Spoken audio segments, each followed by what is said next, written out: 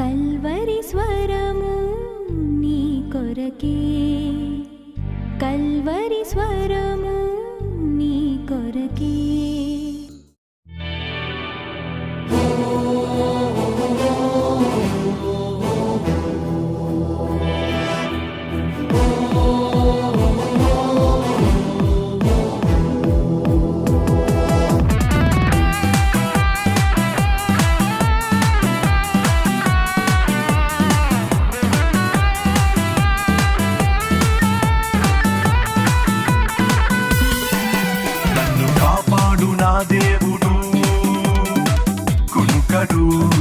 కునుకడు నన్ను రక్షించు నా యేసుడు, నిద్రపోడు నిద్రపోడు కాపాడు నా దేవుడు.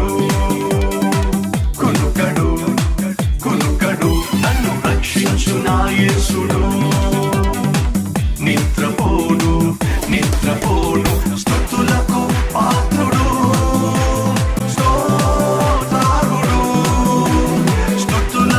పాత్రుడు స్తోత్రార్హుడు, మృత్యుంజయుడు నిత్యముండువాడు, మృత్యుంజయుడు నిత్యముండువాడు. నన్ను కాపాడు నా దేవుడు, కునుకడు కునుకడు నన్ను రక్షించు నా యేసుడు, నిద్రపోడు నిద్రపోడు.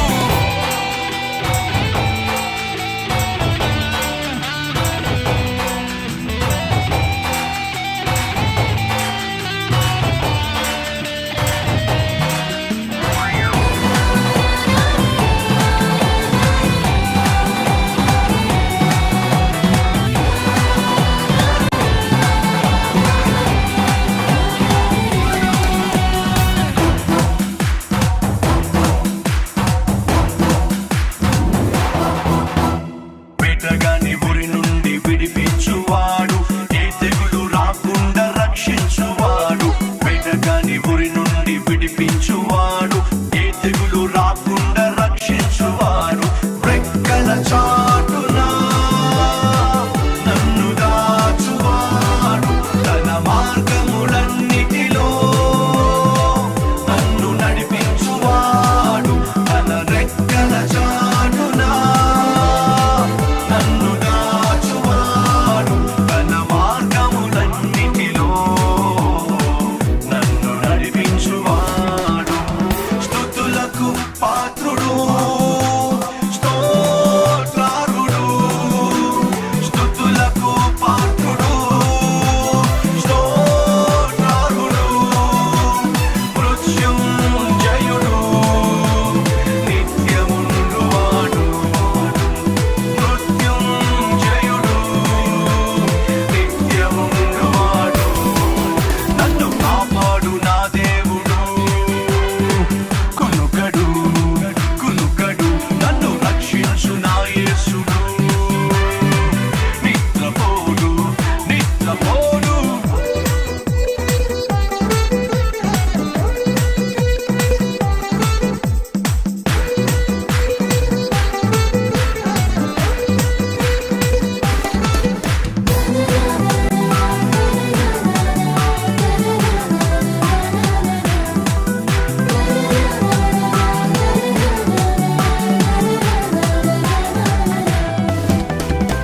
గాఢాంధకారములో తోడుండువాడు, ఏ కీడు రాకుండా కాపాడువాడు. గాఢాంధకారములో తోడుండువాడు, ఏ కీడు రాకుండా కాపాడువాడు. కన్నీరంతటినీ తుడిచివేయువాడు, నా ప్రార్థనలన్నిటినీ ఆలకించువాడు. నా కన్నీరంతటినీ తుడిచివేయువాడు,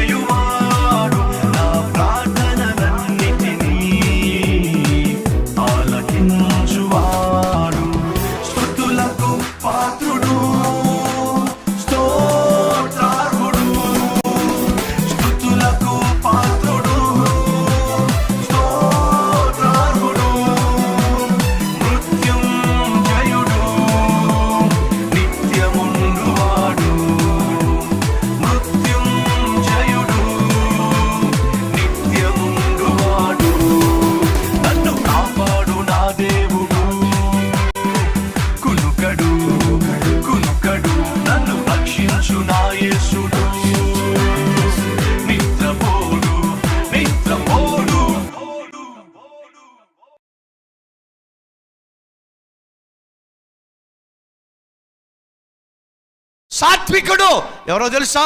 ఒక వ్యక్తి కష్టపడుతున్నప్పుడు తన హోదా ఏమిటో, తన అధికారం ఏమిటో మర్చిపోయి సహాయపడడానికి ముందుకొచ్చేవాడే నిజమైన సాత్వికుడు.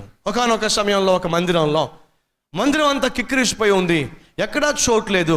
ఒక ముదుసలి వ్యక్తి పాపం మాసిపోయిన సూట్ వేసుకుని, మాసిపోయిన బట్టలు వేసుకొని నడుచుకుంటూ వస్తున్నాడు. ఎక్కడైనా చీటు ఉంటుంది, నడుచుకుంటూ వస్తున్నాడు. ఎక్కడా చోటు లేదు. పైపెచ్చు కొద్దిగా ఖాళీ ఉన్న ఈ ముసలి వ్యక్తిని చూసి అడ్డంగా కూర్చుంటున్నారు ఆయన. ఎందుకని? ఎక్కడ చూసి మళ్ళీ పక్కన కూర్చుంటాడో, నా సెంటు స్మెల్, నా సూటు స్మెల్, అనవసరంగా బట్టలు పాడైపోతాయి అని చెప్పి కాస్త చోటు ఉంటే అడ్జస్ట్ కావడానికి బదులుగా అడ్డంగా చీరలో పెట్టి కూర్చోవడం మొదలు పెట్టారు. ఆ ముదుసలి వ్యక్తి పాపం నడుచుకుంటూ ముందుకు వస్తూ ఉన్నాడు. ఎవ్వరూ చోటు ఇవ్వలేదండి. ఎక్కడా? మందిరంలో. బుద్ధి ఉందంటారా వీళ్ళకి? ఆత్మీయత ఉందంటారా వీళ్ళకి? ఏదైనా సాత్వికం ఉందంటారా? మంచితనం ఉందంటారా? తగ్గింపు ఉందంటారా? తోటి విశ్వాసికి కనీసం చోటు ఇవ్వలేని వాళ్ళు ఆత్మీయులే అంటారా? అందుకే ప్రియ సహోదరులు, మీకంటే వయసులో పెద్దవాళ్ళు మీ పక్కనే చోటు లేక తిరుగుతున్నప్పుడు, నిలబడినప్పుడు కనీస ధర్మం నువ్వు లేచి వెంటనే ఆ తాతయ్యని, ఆ తండ్రిని, నాయనా దీంట్లో కూర్చో, చైర్లో కూర్చో అని చెప్పగలగడం ఎంత గొప్ప ధన్యత అండి. ఒక ప్రశ్న, మీరు ఎవరైనా మీకంటే పెద్దవారు కనిపించినప్పుడు లేచి చైరు ఇచ్చి కింద కూర్చున్న వాళ్ళు మీరు ఎవరైనా ఉన్నారా? చూపిస్తారా? God bless you. చప్పట్లు కొట్టండి, వీళ్ళ గురించి చప్పట్లు కొట్టండి.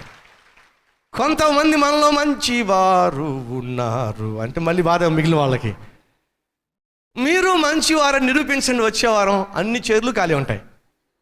ఎస్, కనీసం మనం దేవుని మందిరానికి వచ్చినప్పుడైనా మనలో సాత్వికం ఉండాలి కదా, సహాయం చేసే తత్వం మనకు ఉండాలి కదా, మనల్ని మనం తగ్గించుకోవాలి కదా, క్రీస్తు ప్రేమను చూపించగలగాలి కదా. ఆ ముదుసలి వ్యక్తి పాపం నడుచుకుంటూ ముందుకు వస్తే సంఘంలో కూడా చోటు ఇవ్వలేదండి ఆయన కూర్చోడానికి. పాపం ఈ లోపలికి ముందుకెళ్ళి కింద కూర్చోబోతే ఒక బలమైన ఒక హస్తం వచ్చి కబుక్కుని ఆయన పట్టుకుని, నాయనా కింద కూర్చో, మాకు రా పక్కన కూర్చో అని అంటే ఆ వ్యక్తి కామ్గా వచ్చి పక్కన కూర్చున్నాడండి. ఫోన్లే కనీసం ఈ మందిరంలో ఒక్కడైనా నాకు చోటు ఇచ్చాడులే అని పక్కన కూర్చున్నాడండి. ముదుసల వ్యక్తి శుభ్రం లేని సూటు, నలిగిపోయిన బట్టలు, మాచిపోయిన గడ్డం, ఎంతో కొంత స్మెల్ వస్తూ ఉందండి. కానీ పక్కన కూర్చున్నది ఏం పట్టించుకోలేదండి. దేవుని సన్నిధిలో చక్కగా వాక్యం వింటున్నాడు. ఆమేనని చెప్పాడు.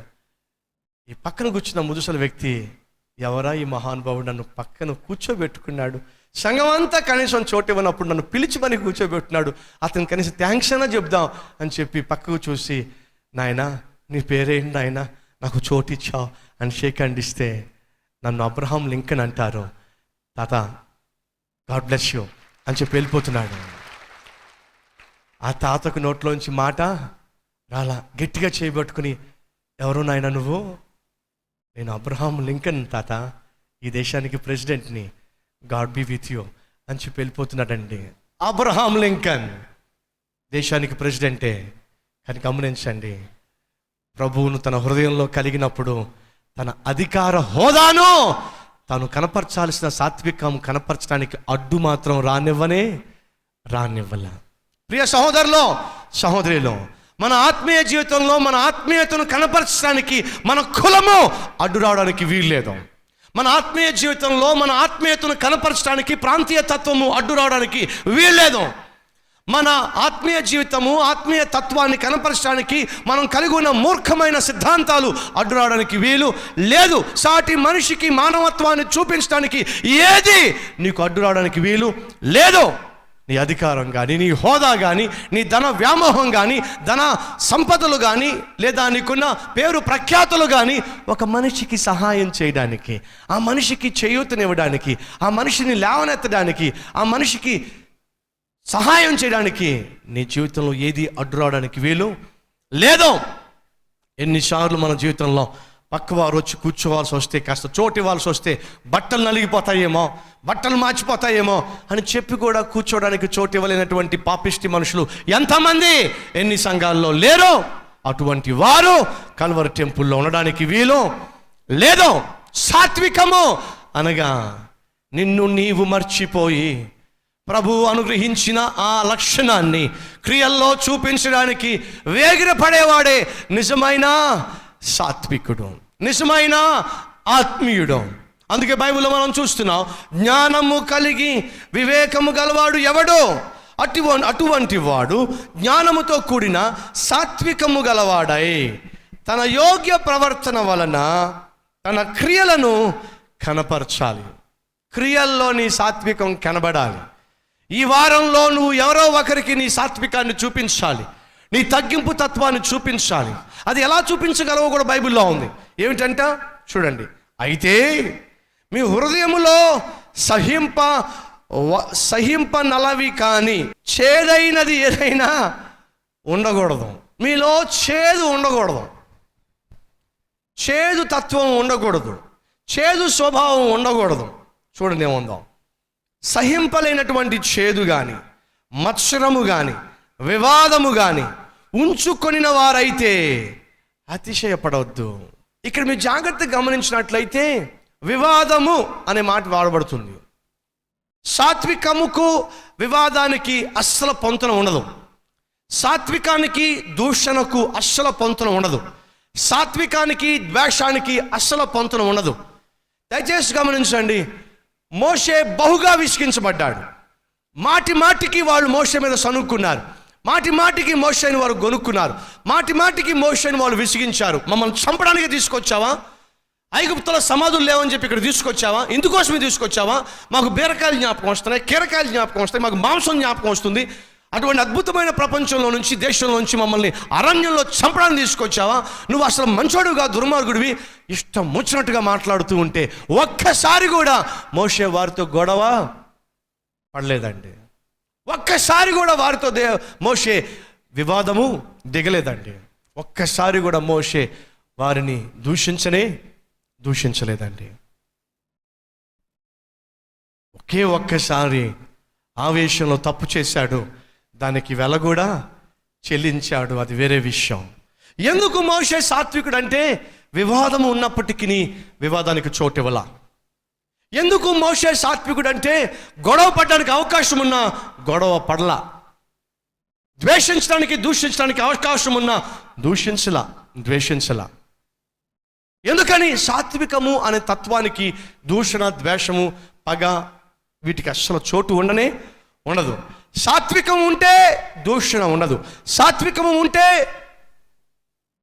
ద్వేషము ఉండదు, సాత్వికము ఉంటే పగ ఉండదు, సాత్వికము ఉంటే వెర్రవిగేతనం ఉండదు, సాత్వికము ఉంటే కోపము కూడా ఉండదు.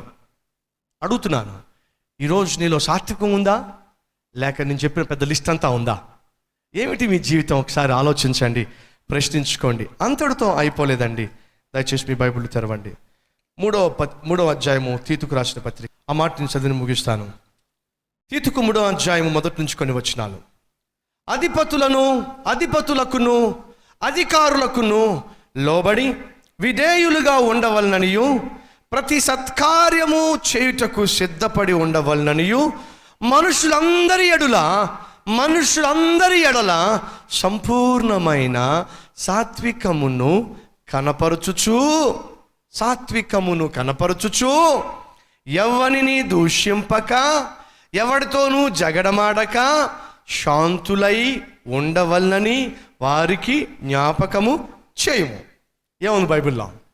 సాత్వికము కలిగి ఉండి ఎవరిని దూషించొద్దు, ఎవరితోనూ గొడవ పడొద్దు, శాంతులుగా ఉంటూ మీ అధికారులకు లోబడుతూ మీ యొక్క సంపూర్ణమైన సాత్వికము మనుషులకు కనబడులాగున జీవించండి. మరలా బైబిల్లో ఏమో తెలుసా? సాత్వికము కలిగిన వాడు గొడవలకు దిగడు. కొంతమంది దిగారంటే మామూలు దిగుడు. అవునండి, అవునా కాదా? గొడవలకు దిగితే ఇంకా ఆగదు. మొన్న ఈ మధ్య నేను కువైట్లో మన మీటింగ్స్కి వెళ్ళినప్పుడు హోటల్ పక్కన ఒక సముద్ర తీరం ఉంటే కాసేపు నడుద్దాము అని చెప్పి నేను నా ఫ్రెండ్స్ కలిసి నడుస్తా వెళ్తున్నా.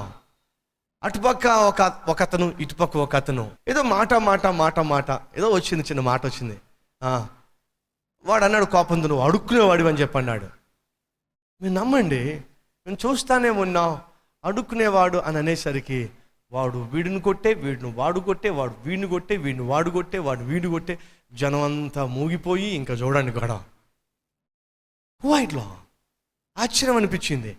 తనంతటికీ కారణం ఏమిటయ్యా అంటే అదుపు తప్పిన కోపం, అదుపు తప్పిన ఆవేశం, అదుపు తప్పిన షార్ట్ టెంపర్. సాత్వికము నీలో ఉన్నట్లయితే అదుపు తప్పే కోపము, అదుపు తప్పే ఆవేశము నీకు ఉండదు. సాత్వికము ఉన్న చోట దూషణకు ఏమాత్రము చోటు లేదు, ద్వేషమునకు ఏమాత్రము చోటు లేదు. ప్రియ భర్తలు, ప్రియ భార్యలు, ఒక్కసారి ఆలోచించండి. సాత్వికము నువ్వు కలిగి ఉన్నట్లయితే నీ ఇంట్లో గొడవలు జరగడానికి వీలు లేదు. సాత్వికము కలిగిన ఇంటిలో గొడవలకు చోటు లేదు. ఒకవేళ ప్రియ సహోదరి, నువ్వు మంచిదానివి కావచ్చు, నువ్వు కోపము లేని దానివి కావచ్చు, శాంతము కలిగిన దానివి కావచ్చు, నీ భర్త మూర్ఖుడు కావచ్చు, ఇష్టం వచ్చినట్టుగా మాట్లాడేవాడు కావచ్చు, నీ కోపాన్ని రేపేవాడు కావచ్చు. కానీ గమనించండి, నీ సాత్వికం ద్వారా నీ భర్తకున్న ఆ నడవడికను మార్చుకోవచ్చు. కొంతమంది భర్తలు, మీరు మంచివాళ్ళు కావచ్చు, మీరు కష్టపడే తత్వం కలవారు కావచ్చు, నీ భార్య కేవలం కోపము, ఆవేశము, షార్ట్ టెంపర్ ఇది తప్పించి ఇంకేది తెలియనటువంటి మనిషి కావచ్చు, ఇష్టం వచ్చిన మాట్లాడే వ్యక్తి కావచ్చు. తనలో సాత్వికం లేదు. నువ్వు కలిగిన సాత్వికంతో నువ్వు నీ కుటుంబాన్ని ముందుకు తీసుకెళ్ళాలి, నువ్వు నీ కుటుంబాన్ని జాగ్రత్త పరుచుకోవాలి. సాత్వికము ఉన్న చోట ఎప్పుడూ కూడా ద్వేషానికి, దూషణకు చోటు లేనే లేదు అని బైబిల్లో స్పష్టంగా సెలవిస్తూ ఉంది. ఒకానొక సమయంలో మరలా జార్జ్ వాషింగ్టన్ గురించే ఈ విధంగా రాయబడి ఉంది. జార్జ్ వాషింగ్టన్ చిన్నప్పటి నుంచి కూడా చాలా కోపము, ఆవేశము కలవాడట. ఎప్పుడైనా ఏదైనా కాస్త గొడవ వస్తే మనవాడిదే పై చేయి. ఏమైనా సరే ఆ గొడవలో ఎదుటివాడిని కొట్టి తన్ని జయించి వెళ్తాడు. అది అతని నేచర్. కుర్రవాళ్ళతో అతడు గొడవ పడినప్పుడు ఆ రోజు అతనే తన్నులు తిన్నాడు. ఎవరు? జార్జ్ వాషింగ్టన్ తన్నులు తిన్నాడు. ఇంటికి వెళ్ళాడు, కూర్చుని ఆలోచిస్తూ ప్రార్థన చేయడం మొదలుపెట్టాడు. ఎవరిది తప్పు? ఎందుకు ఈ గొడవ జరిగింది? కారణం ఏమిటి? జాగ్రత్తగా ఆలోచిస్తే తెలిసింది ఏమిటంటే జార్జ్ వాషింగ్టన్ది తప్పు. తను తొందరపడి నోరు జారాడు, తొందరపడి ఆవేశపడ్డాడు. దానికి గొడవ ప్రారంభమైంది. దానికి ఆఖరికి కొట్లాడ వరకు వెళ్ళిపోయింది. దానికి వాళ్ళు జార్జ్ వాషింగ్టన్ తన్నారు. ఇప్పుడు ఏం చేయాలి? తన్నులు తిన్నాడు, ఏం చేయాలి? మరుసటి రోజు తన్నిన ఫ్రెండ్స్ దగ్గరికి వెళ్ళి చెప్పాడట, ఐఎమ్ ఎక్స్ట్రీమ్లీ సారీ, నిన్న జరిగిన గొడవ అంతటికి నా కోపమే, నా ఆవేశమే కారణం. నేను తన్నులు తిన్నాను, దెబ్బలు తిన్నాను. ఆ గాయం కన్నా అనవసరంగా మీతో గొడవ పడ్డాననే గాయం నన్ను బాధిస్తూ ఉంది. అది నా దేవునికి నన్ను దూరం చేస్తుంది. నన్ను క్షమించండి. మీరు నన్ను క్షమిస్తే తప్ప నా దేవుడితో నేను సమాధానము పడలేను. నన్ను క్షమించండి. సాత్వికము ఏం కోరుకుంటుంది? సమాధానం కోరుకుంటుంది. సాత్వికం ఏం కోరుకుంటుంది? దూషణ, ద్వేషము ఉన్న చోట ప్రేమ, సమాధానము కోరుకుంటుంది. అడుగుతున్నాను ప్రియ సహోదరి, ప్రియ సహోదరుడా, ఎంతోమందితో ప్రతిరోజు గొడవ పడుతున్నావు, అయిన దానికి కాని దానికి నోరు జారుతున్నావు, ఇష్టం వచ్చినట్టుగా మాట్లాడుతున్నావు, ఇష్టం వచ్చినట్టుగా చెలరైపోతున్నావు, ఊహించుకొని ద్వేషించి దూషించి మాట్లాడుతున్నావు. అడుగుతున్నాను, నువ్వు నిజంగా సాత్వికుడివేనా? సాత్వికం నీలో ఉందా? సాత్వికం నీలో ఉన్నట్లయితే ఎందుకు వస్తుంది ఆ తొందరపడుతాను? సాత్వికం నీలో ఉన్నట్లయితే ఎందుకు వస్తుంది ఆ ద్వేషభావం? సాత్వికం నీలో ఉన్నట్లయితే ఎక్కడి నుంచి వస్తుంది ఆ దూషణ మాటలు? ఎక్కడి నుంచి వస్తున్నాయి ఆ అబద్ధాలు? ఎక్కడి నుంచి వస్తుంది ఆ కోపము? ఎక్కడి నుంచి వస్తుంది ఆ ఆవేశము? ఎక్కడి నుంచి వస్తుంది ఆ తొందరపడుతనము? ఎక్కడి నుంచి వస్తుంది? సైతాన్ గారి దగ్గర నుంచే వస్తుంది. ఎందుకు వస్తుంది? వాడు పాపం నీ బిజినెస్ పార్ట్నర్ కదా. ఏమండి, నీకు సప్లై కావాలండి. ఏం సప్లై కావాలి చెప్పండి? మీరు ఇక్కడ బియ్యం వ్యాపారం చేస్తున్నారు, బియ్యం అయిపోయినాయి, మీకు సప్లై కావాలి. ఇంకొక పట్టణం తెప్పిస్తారు. ఏం తెప్పిస్తారు? బియ్యం తెప్పిస్తారు. ఎందుకని? వాడికి నీకు లింక్ ఉంది. వాడు సప్లయరు, నువ్వేమో ఇక్కడ డీలర్వి. కాబట్టి నీకు అయిపోయినప్పుడల్లా వాడు చెప్తే వాడే పంపిస్తూ ఉంటాడు. ఇప్పుడు నీకు ఎక్కడ లేని కోపం వస్తుంది. కారణం ఏమిటి? సప్లయర్ పాపం ఎవడో నీ ఫ్రెండే. ఎవడాడు? సైతాన్ గాడు. వాడికి నీకేముంది? Business contract. పాపం చాలా కాలంగా కాంట్రాక్ట్స్ ఉంది, చాలా కాలంగా కాంట్రాక్ట్ కుదిరింది మీకు. 1 year కాంట్రాక్టో లేకపోతే 2 years కాంట్రాక్టో బాగా కుదిరింది మీకు. కాబట్టే వాడు నీకు సప్లై చేస్తున్నాడు. కోపాన్ని సప్లై చేస్తున్నాడా సైతాన్ నీకు? అయితే వాడు నీకు పార్ట్నర్. ద్వేషించే తత్వాన్ని, దూషించే తత్వాన్ని, నోరు జారే తత్వాన్ని సైతాన్ నీకు సప్లై చేస్తున్నాడా? అయితే వాడు నీ లైఫ్ పార్ట్నర్. కాబట్టి ఆత్మీయ ఫలములు ఫలించకుండా, ఆత్మానుసారంగా జీవించకుండా వాడు నిన్ను చెలరేగే విధంగా చేస్తున్నాడు. Why? Because is your partner. వాడు నీ పార్ట్నర్ కాబట్టి. సైతాన్ గాడు నీకు పార్ట్నర్గా ఉంటే దేవుడు నీకు పార్ట్నర్గా ఉండలేడండి. నువ్వు ఉంటే సైతాను పార్ట్నర్గా ఉండాలి, లేదా క్రీస్తు పార్ట్నర్గా ఉండాలి. ఇద్దరికి పార్ట్నర్గా ఉండడం సాధ్యము కాదు. 2 పడవల్లో కాళ్ళు పెట్టి ప్రయాణం చేయడము క్షేమము కాదు. బైబిల్లో మనం చూస్తున్నాం, మోషే మిక్కిలి సాత్వికుడు. ఎందుకు మిక్కిలి సాత్వికుడో తెలుసా? కోరాహుతో పాటు ఉన్న ఒక గ్యాంగు అందరూ కలిసి మోషేకు వ్యతిరేకంగా నిలబడ్డారు. నువ్వైనా దేవుడి సేవకుడివి, నీతోనే దేవుడు మాట్లాడుతుంది, మాతో దేవుడు మాట్లాడ్డా, మమ్మల్ని దేవుడు ఏర్పరచుకోలేదా? ఏమనుకుంటున్నావు? నువ్వు ఒక్కడే ఇష్టాలు నడిపిస్తావా? మేము నడిపించడానికి సరిపోమా?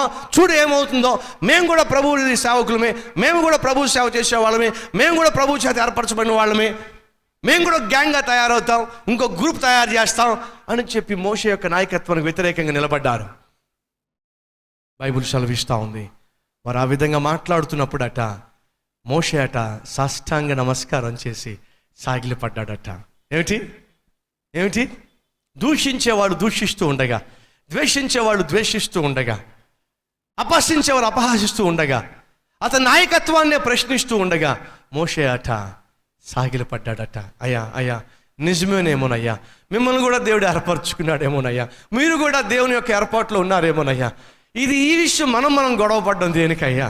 మనం ప్రభు దగ్గరికి వెళ్దామయ్యా, దేవుని దగ్గరికి వెళ్దామయ్యా. నన్ను దేవుడు ఏర్పరచుకుంటే నన్ను దేవుడు ఏర్పరచుకున్నట్టు, మిమ్మల్ని ఏర్పరచుకున్నట్టు మనం మాత్రం కొట్టుకోవద్దయ్యా, మనం మాత్రము గొడవ పడద్దయ్యా, మనం మాత్రం ఒకరినొకరు దూషించుకోవద్దయ్యా. దూషించుకోవడానికి గొడవ పడ్డానికి కాదయ్యా ప్రభు మనల్ని ఆ ఐగుప్తులో నుంచి తీసుకొచ్చింది, ఫరో హస్తాల్లోంచి విడిపించింది, ఆ బానిసత్వంలో నుంచి ప్రభు మనల్ని నడిపించింది. ఇలా కొట్టుకుంటామని కాదయ్యా అరణ్యంలో. దయచేసి నా మాట వినండి అయ్యా, రేపు మనం ప్రభు సంధిలో కనిపిద్దామయ్యా, రండి. మోషే ఆ గ్యాంగ్ మొత్తాన్ని రమ్మని చెప్పాడు. దేవుడు చెప్పాడు, ఆ గ్యాంగ్ అంతటిని సెపరేట్గా పెట్టు. ఎవరైతే నీకు వ్యతిరేకంగా మాట్లాడారో వారిని సెపరేట్గా పెట్టు. భూమి ఏం చేస్తుందట? వారు వాగిన వాగుడు తట్టుకోలేక భూమి తెరుచుకుని మింగి పడేస్తుంది వాళ్ళని. ఏమయ్యారు తెలుసా అండి? ఆ కోరహుతో బాటుతో ఉన్న గ్యాంగ్ అంతా ఆ రోజు సేవకునికి వ్యతిరేకంగా మాట్లాడినందుకు, దైవజనుడికి వ్యతిరేకంగా మాట్లాడినందుకు, అభిషేకించబడిన వాడికి వ్యతిరేకంగా మాట్లాడినందుకు, దేవుని ప్రవక్తకు వ్యతిరేకంగా మాట్లాడినందుకు భూమికే కోపం వచ్చి అది భూమి నోరు తెరిచి ఆ గ్యాంగ్ ఉన్న చోట భూమి తెరుచుకుందటండి. ఆ కోరహు బాటుతో ఉన్న అందరూ కూడా ఆ రోజు సమాధి చేయబడ్డారండి. ఎందుకని? మోషే తగ్గించుకున్నాడు. వ్యతిరేకత ఏర్పడినప్పుడు, ఎదిరించేవాళ్ళు ఏర్పడినప్పుడు, ఇష్టం వచ్చినట్టుగా మాట్లాడేవారు ఏర్పడినప్పుడు, తన యొక్క నాయకత్వాన్ని, తన యొక్క అధికారాన్ని ప్రశ్నించినప్పుడు మోషే సాగిలపడ్డాడండి. సాత్వికంతో, అయ్యా దేవుడు చూసుకుంటాడయ్యా, దేవుడే దేవుడు చూసుకుంటే మనం గొడవ పడద్దు, దేవుని దగ్గరికి వెళ్దాం. సాగిలపడ్డాడండి.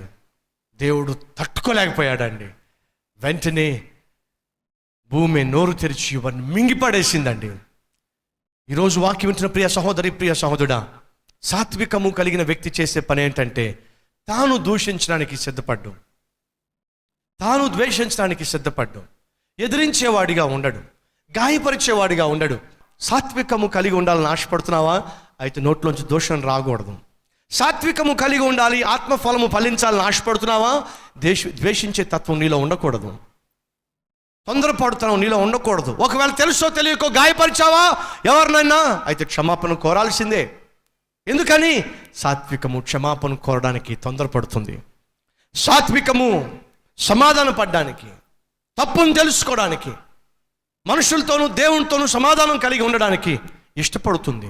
ఒకవేళ ఈరోజు నువ్వు ఎవరితో గొడవ పడుతున్నావో, అది నీ భార్య కావచ్చు, నీ భర్త కావచ్చు, నీ బంధువులు కావచ్చు, నీ స్నేహితులు కావచ్చు, నీ పార్ట్నర్స్ కావచ్చు, నీ ఫ్రెండ్స్ కావచ్చు, నీ కొలీగ్స్ కావచ్చు, ఎవరితోనైనా సరే నువ్వు తరచుగా గొడవ పడుతున్నట్లయితే వెళ్ళి సారీ చెప్పి, ఆ తొందరపడుతనం వల్ల అలా జరిగిందని నువ్వు క్షమించు, I will not repeat again, నేను మరలా వాటిని కొనసాగించను, ఐఎమ్ సారీ అని క్షమాపణ కోరుకొని నీ సాత్వికాన్ని బతికించుకోవాలి. కానీ అలా కాకుండా నువ్వు ఒక ద్వేషించేవాడిగా, దూషించేవాడిగా, సిలువకు శత్రువుగా, దేవుని దృష్టిలో నిందితుడుగా ఎంతకాలం బ్రతుకుతావు?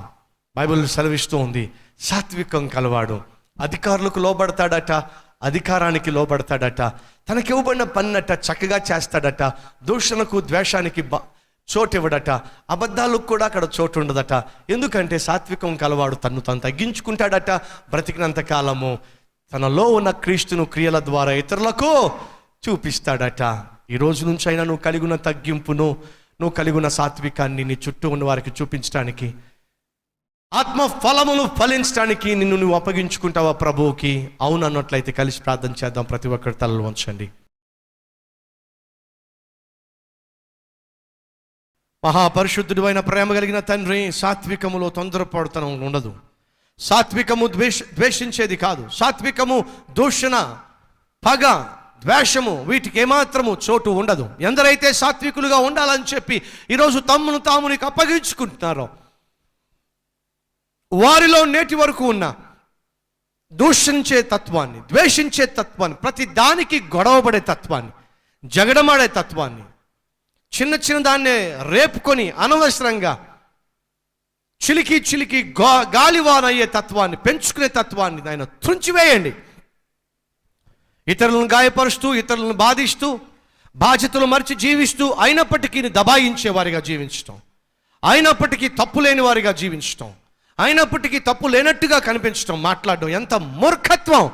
ఎందరైతే ఈరోజు తమ తప్పును తెలుసుకొని, అయ్యో నేను తప్పు చేసి కూడా ఆ తప్పును ఇతరుల మీద మోపేస్తున్నానే, లోపం నాలో పెట్టుకుని కూడా ఆ లోపాన్ని ఇతరుల మీదే ఉంచేస్తున్నానే, ప్రభువా నన్ను క్షమించు. అలాగే ఎవరితో అయితే నేను గొడవ పడుతున్నానో, ఎవరినైతే నేను గాయపరుస్తున్నానో వారి క్షమాపణ కూడా నేను కోరుకుంటాను. ఇది మొదలుకొని నువ్వు నాకు ఇచ్చిన సాత్వికాన్ని కాపాడుకొని ఆత్మఫలమును ఫలిస్తాను అని ఎందరైతే తమను తాము నీకు అప్పగించుకున్నారో వారిని కనికరించమని. నిజమైన సాత్వికము కలవాడు తను తగ్గించుకుంటాడు. అధికారైనప్పటికీ, హోదా ఉన్నప్పటికీ, పలుకుబడి ఉన్నప్పటికీ తగ్గింపు తత్వాన్ని కనపరుస్తాడు. తను గొప్ప చేసుకోవడానికో, పేరు ప్రఖ్యాతుల కొరకో, ఫేమస్ కావడానికో, గుర్తింపు కొరకో తహతహలాడేవాడు సాత్వికుడు కానే కాదు. అటువంటి వాడు హెచ్చింపబడనేబడ్డు. నీ దృష్టిలో గుర్తింపు పొందుకోడు. నాయనా పాపిష్టి తత్వం మాకొద్దు. ఎంతగా హెచ్చించబడినా దీవించబడిన మమ్మల్ని మేము మరుగు చేసుకొని నిన్నే కనపరచగలిగిన ఆత్మీయ జీవితం మాకు దయచేయమని యేసు పరిశుద్ధ నామములో ఈ ప్రార్థన సమర్పిస్తున్నాను తండ్రి. ఆమేన్.